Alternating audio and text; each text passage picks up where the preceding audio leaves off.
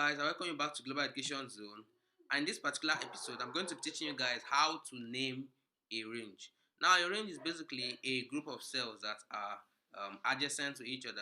For example, let's say I have cell B2 for let's have cell B2 as the cell containing names of friends I have on Facebook, and then let's say let's have this as the date I chatted with them last.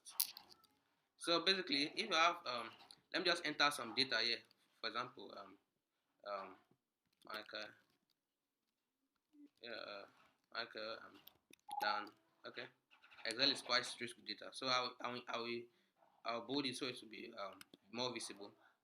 Dan, Ben, and I just need three names, and Dan. Then so let's say I chatted with him last on so I'll just make use of a simple this. Let's say 13th. Okay, today is I can say 8th of November. Then I chatted with Ben on the 6th of November. Then we have that as 5th of okay of November. Now, imagine I want to actually name this group of cells in a special way. So all I need to do is I'll just hover the mouse. So this is the mouse pointer. I'll hover it from the beginning of the range. That's the first cell. I'll hover it over the first cell.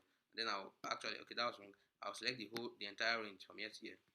Then all you need to do is just go to formula. This formula bar. This data. Let's go to formula bar. Then you need to click define name. So click on the drop down and then click define name.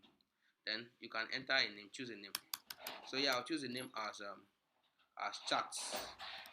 So this chart, when you click OK, so that's a new name for the range. So anytime you hover around anytime you select this range, the name that shows on the name bar is chart. So this is how to name a range. Thanks for watching and see you next episode.